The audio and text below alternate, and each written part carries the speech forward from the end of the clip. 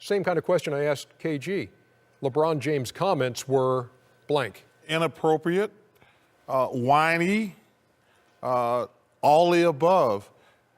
The Cleveland Cavaliers, they have given him everything he wanted. They have the highest payroll in NBA history. He wanted J.R. Smith last summer. They paid him. He wanted Shumpert last summer. They bought in Kyle Korver. He's the best player in the world. Does he want all the good players? He don't want to compete. He is an amazing player. But this notion, they're the defending champs. And for him to be trying to hold anything over Dan Gilbert's head, and I love all these wild punk-ass reporters on television who's afraid to call out LeBron. LeBron's a great player and a great guy. But this notion that he's got to have all the best players on his team. He's got Kyrie Irving and Kevin Love. He want everybody. He don't want to compete. He want to be the favorite all the time. It just pisses me off that a guy that great don't want to compete. His comments were what, Kenny? Inappropriate. And you stole his answer. Yeah, it was inappropriate. And you cheated off my test. That's why he's successful today. But I'll tell you what.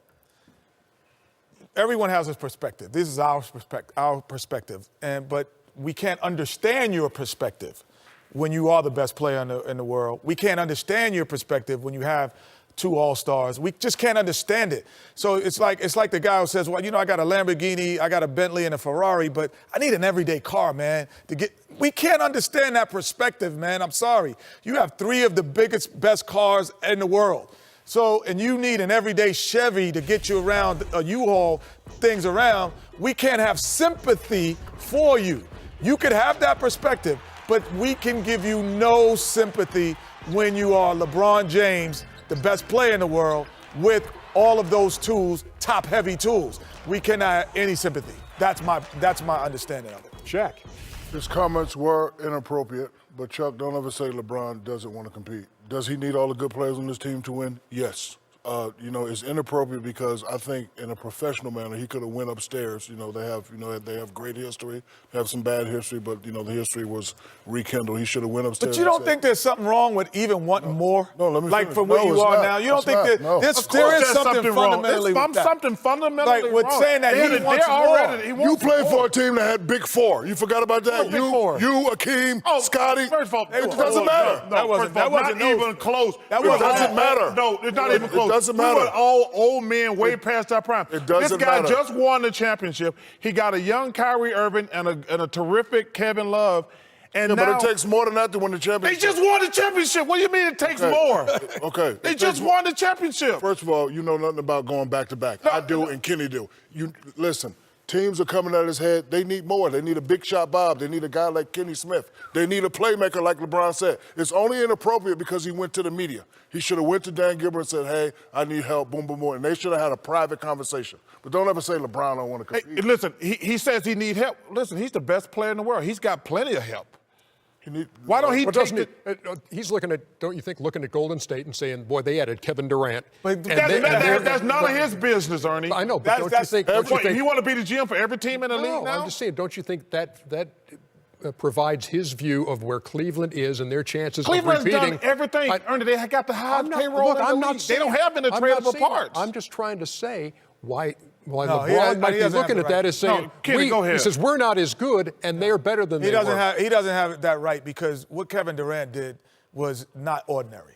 That was extraordinary. That doesn't happen in our lifetime. That's the first time that's happened in basketball lifetime, where a guy who was on a team that was up 3-1 and was about to go to the NBA Finals goes to the team that beats them. That doesn't happen. So you cannot compare what Golden State has to what the world has.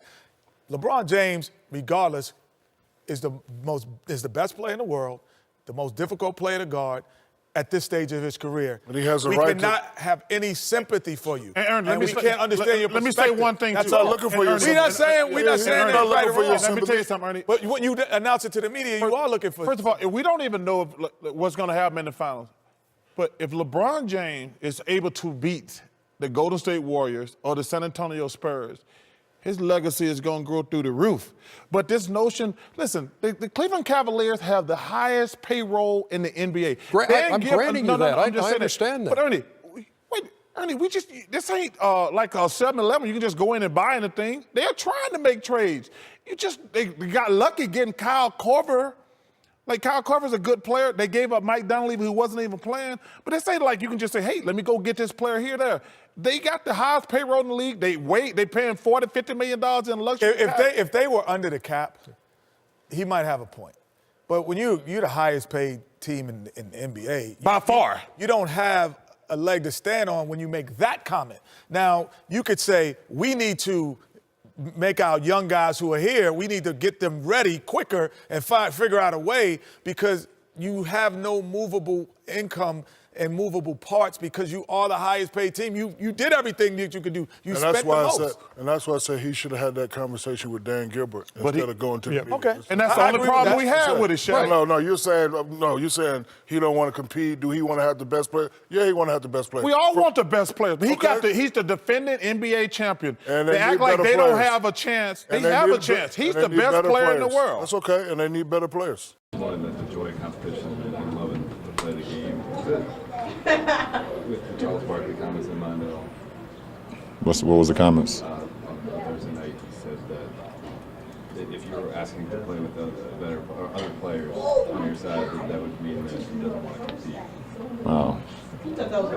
He has to do that, man. It's good for the ratings. That makes no sense in the world. Ever since I picked up a basketball at age 9, I've competed every single time. So you can never question that about me. So, but that's Charles. I mean, he's the guy who has to sit on that panel and says things like that. But at the end of the day, that means absolutely nothing. I wasn't even watching last night. You saw my Instagram post. You see what I was doing last night. I was playing. Hey, Bryce, what's the game we was playing last night?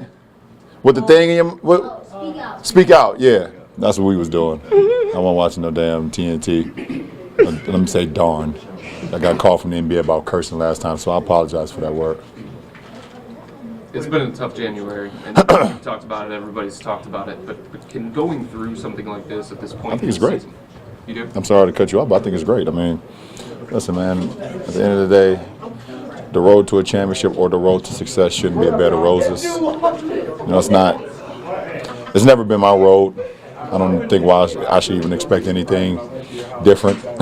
So, having bumps in the road, I think it builds character, and I think it's good for our team. I think it's good for every individual as well. When you get into April and May and June, can you draw back on these kinds of things? Well, if we're fortunate enough to get to May, we're going to have April is guaranteed. We will make the playoffs.